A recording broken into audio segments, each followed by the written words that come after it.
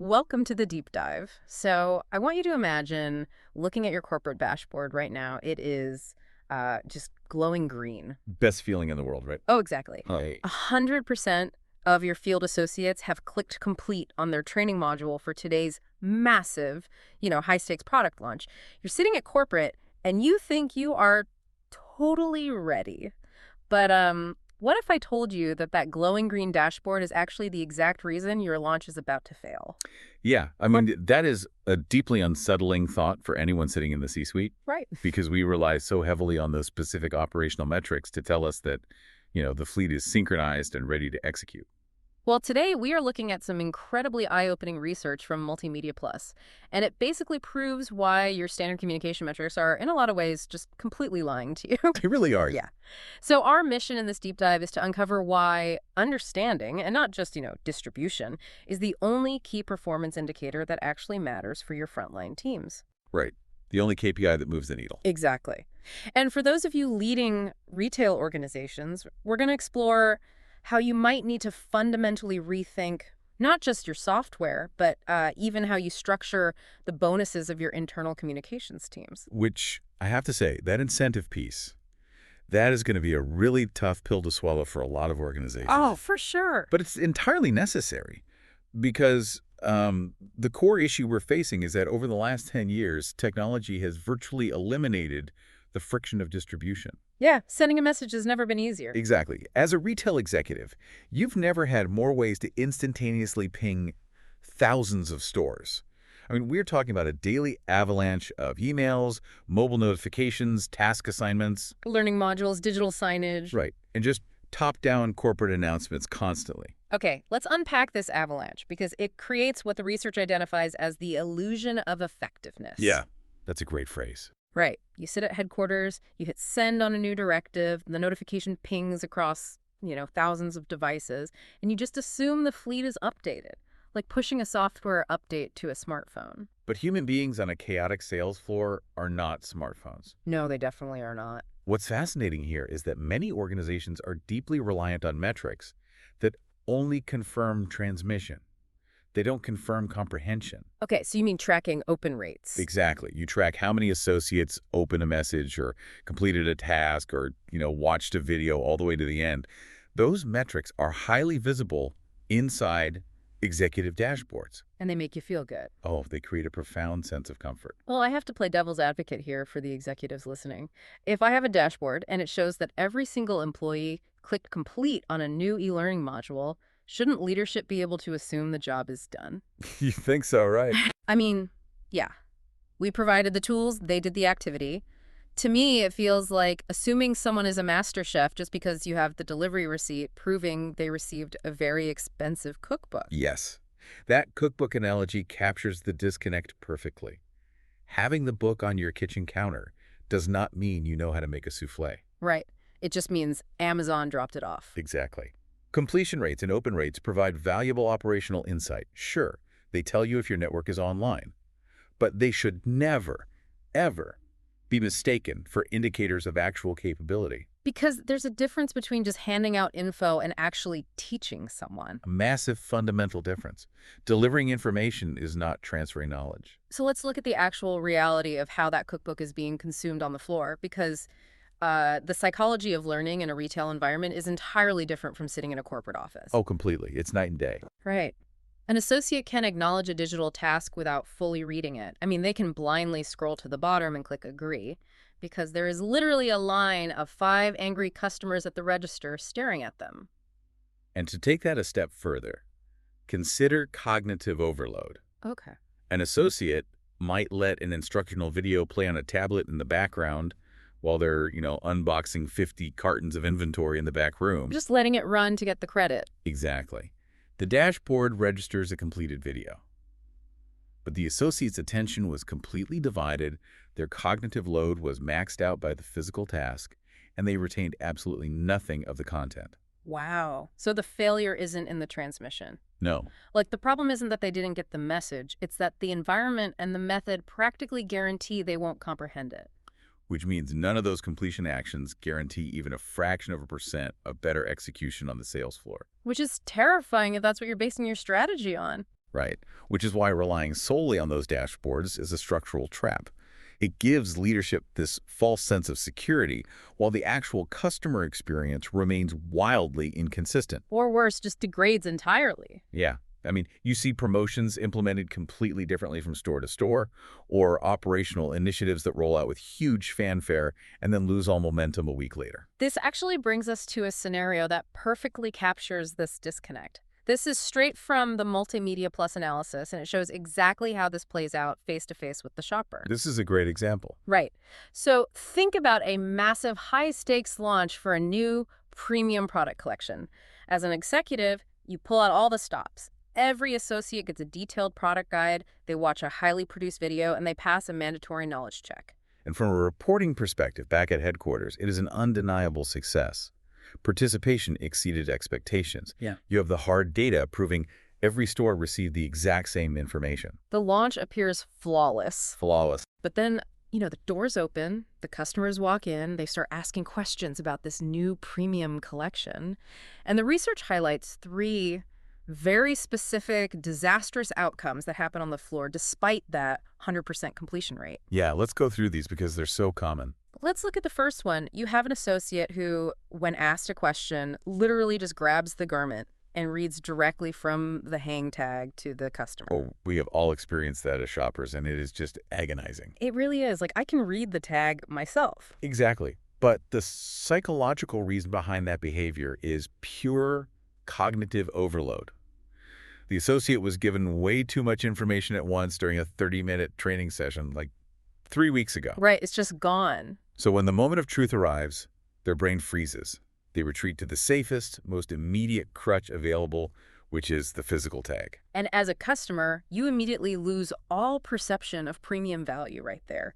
If you wanted to read a cardboard tag, you didn't need a human being to help you. The second outcome is equally frustrating, but looks a bit different. An associate engages the customer and rattles off a memorized list of product features. The specific materials, the stitching specs, the colors. I'm a robot. Totally. But they entirely fail to explain the actual value or benefit to the customer. What's fascinating here is that is a classic symptom of memorization versus comprehension. The training successfully deposited data into their short-term memory. They know the what. But they miss the why. Completely. Because the training was treated as a one-time compliance event rather than a capability-building exercise, they missed the entire point. They sound like a technical manual, not a trusted advisor. Right, they can't contextualize those features for the unique human being standing in front of them. No, they can't adapt it at all. Which brings us to the third outcome, and honestly, from a sales strategy perspective, this one is easily the most damaging. Oh, absolutely. The associate is asked about the brand new high-margin premium collection, and instead of selling it, they actually walk the customer over to an older, completely different item and recommend that instead. This is where we really have to look at the psychology of confidence. Because, why would an associate deliberately steer a customer away from the highly promoted launch? Right. It seems crazy. It does, but it's simply because they lack the confidence to sell it. Nobody wants to look stupid or uninformed in front of a customer. No, that makes sense. Yeah, so if the training didn't build true understanding, the associate will retreat to what is familiar.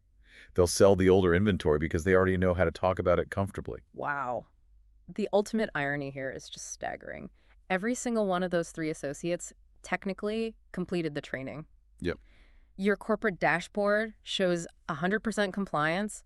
You probably paid out bonuses to your internal comms team for hitting those distribution metrics. Oh, guaranteed. Yet every single customer who walked into that store received a completely different, entirely subpar brand experience that actively hurt your premium launch. The communication strategy succeeded perfectly. The understanding failed entirely, and the executive team remains totally blind to this reality because they are looking at the wrong numbers. This raises a critical realization for you as a retail leader.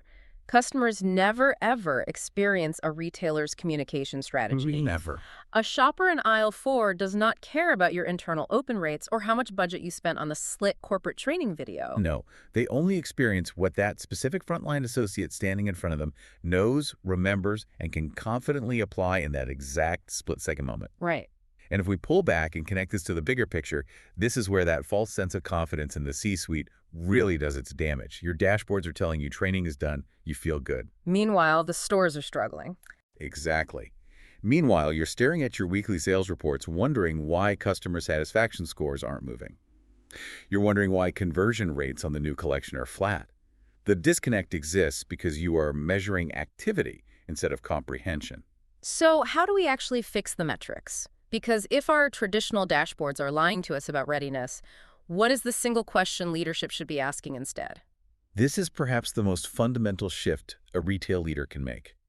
You must stop asking your field teams, did everyone receive the message? Just throw that out. You have to banish that from your corporate vocabulary. Instead, the only question that matters is, can our associates successfully apply it?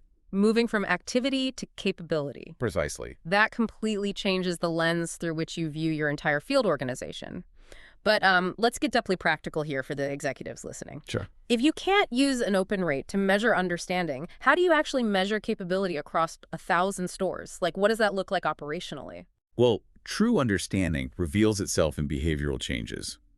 And you measure those changes by correlating your training efforts directly with your operational data. Give me an example of that. Okay, so for example, instead of celebrating that a store finished a module on a new visual merchandising standard, you look at the district manager's audit scores for that specific store the following week. Oh, I see. Yeah. Does the floor actually look different without someone having to nag the team? Got it. Or if we go back to our premium product launch, you don't look at the video completion rate. You look at the point of sale data. You look at the attach rates. Yes, exactly that. If a specific store has a sudden spike in selling the high-margin accessories that were paired with the premium launch and the training, that proves the knowledge was transferred and applied. Exactly. You can also look at customer satisfaction scores or even return rates. Return rates? Really? Yeah, think about it. If associates truly understand how to fit a customer for a new type of technical apparel, your return rates for sizing issues should drop in the weeks following the training. Oh, wow. That makes so much sense. Right. You have to connect the learning event directly to the lagging business indicator. If the business indicator doesn't move, the training failed, regardless of what the completion dashboard says. That makes perfect conceptual sense. But here is where it gets really interesting, because we hit a massive logistical wall. Okay, play it on there. For a retail exec managing thousands of stores and tens of thousands of employees, this sounds like an absolute administrative nightmare. If we are shifting from a one-time communication blast to continuously building and measuring capability, how do you scale that? It is a massive challenge. And frankly, it is impossible if you try to tackle it with legacy tools. Yeah, I'd imagine. If your corporate mindset is still rooted in viewing learning as a one-time event, like a massive quarterly onboarding module or a yearly seminar, you will never achieve this shift. Capability requires an ongoing, continuous process of reinforcement. But having store managers sit down and continuously coach every single associate on every tiny detail, there simply aren't enough payroll hours in the retail day to support that kind of manual reinforcement. No, the system would completely break down. Right. Which is exactly why the Multimedia Plus research points to a specific, necessary technological shift to bridge this gap, which is artificial intelligence. Okay, AI. AI is the only mechanism that makes this transition from one-time activity to continuous capability actually achievable at an enterprise scale. Okay, let's unpack this AI application, because AI is a massive buzzword right now. I mean, every vendor is selling it. Oh, absolutely. How does AI functionally solve this specific training problem without just adding more noise to the associate's day? To understand the shift, we really need a good analogy here. Traditional retail training is like giving an associate a highly detailed, complex map of a city and asking them to memorize the entire thing before a road trip. Okay, impossible. Right. When they actually get behind the wheel weeks later, they are lost. AI microlearning, on the other hand, is like GPS. Ah, I like that. It doesn't ask you to memorize the map. It gives you the exact bite-sized, turn-by-turn direction right at the specific moment you need to make the turn. I love that. So instead of a generic one-size-fits-all map, it's totally contextual. Precisely. Think about the old model. Everyone gets the same 45-minute module, whether they are a 5-year veteran or a 5-day new hire. Which is such a waste of time for the veteran. Exactly. With AI, you can deliver highly personalized, role-specific content exactly when the data shows it is needed. Let's tie this back to the operational metrics we were just talking about. How does the AI know when to give that turn-by-turn direction? Imagine your AI training platform is integrated directly with your point-of-sale system. The AI algorithm is constantly analyzing the sales data for every individual associate. Let's say the system notices that associate Sarah is consistently selling the new premium line, but she is heavily discounting it to close the sale, whereas other associates are selling it at full price. The system identifies a specific confidence gap. Sarah knows the product, but she doesn't have the confidence to defend the premium price point. Exactly. So, without a manager having to manually pull reports or intervene, the AI triggers a highly targeted 60-second role-play module specifically on overcoming price objections. Oh, wow. And it serves this micro-learning to Sarah's mobile device right before her next shift begins. That is incredible. It transforms communication from a blunt, network-wide instrument into a hyper-personalized precision tool. And it completely solves the cognitive overload problem we discussed earlier. Yeah. Associates no longer have to rely solely on what they vaguely remember from a marathon training session. Right, because knowledge is refreshed continuously in the flow of their daily work. Exactly. It turns a fire hose of corporate information into lasting understanding because it adapts to what the associate actually struggles with. Yeah. And from an executive standpoint, your success is no longer measured by whether Sarah clicked complete on a generic module 3 months ago. Your success is measured by watching Sarah's discount rate drop in the POS data over the next 2 weeks. That is the ultimate proof of capability right there. You have shifted from measuring distribution to measuring actual behavioral change on the sales floor. And you achieved it at scale without overwhelming your store managers. So bringing this all together for you, the retail executive listening right now, the organizations that are going to absolutely dominate the landscape over the next decade are not necessarily going to be the ones who communicate the most. No, definitely not. Pumping a higher volume of information through the same broken, unmeasured channels won't save your execution. The winners will be those who communicate with true purpose, those who abandon the illusion of completion dashboards, who reinforce crucial behaviors consistently using smart, data-driven technology. And who rigorously measure whether that learning has actually translated into measurable action. Exactly. Communication will always remain essential, of course. You still have to align thousands of human beings around common seasonal goals and brand priorities. But communication by itself has never been the actual objective. True understanding is the objective. Because at the end of the day, your customers do not care how effectively you manage your internal employee email open rates. No, they judge your entire brand by how knowledgeable, how confident, and how prepared those frontline employees are when they are standing face-to-face answering a question when it matters most. That associate's capability is the only reality the customer ever sees. And that is the KPI that truly deserves your obsession. But as we promised at the beginning of this deep dive, this brings us to one final, deeply provocative question for you to ponder as you look at your organizational structure tomorrow morning. Yeah, this is a big one. We've established that traditional completion metrics and distribution dashboards are effectively meaningless for predicting actual sales floor success. If we accept that truth, how should you fundamentally restructure the performance reviews, the KPIs, and the bonus structures of your corporate training and internal communications teams?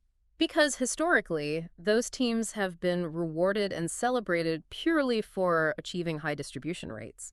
They hit send, the dashboard turns green, they get their bonus. Yep. But if you are rewarding the sender simply for distribution, you are actively endorsing and funding the very disconnect we've been talking about. It goes right back to that dangerous expectation of digital synchronization. If their current metrics are an illusion, shouldn't your training team's incentives be tied directly to the associate's capability and the resulting operational performance of the stores? It completely flips the corporate incentive structure on its head. We have to stop treating human beings like smartphones waiting for a software update. You can push the update all day long, but if your people don't understand the new operating system, your entire network is going to crash right in front of the customer. Well said. Food for thought as you look at those glowing green dashboards tomorrow. Thanks for joining us on this deep dive.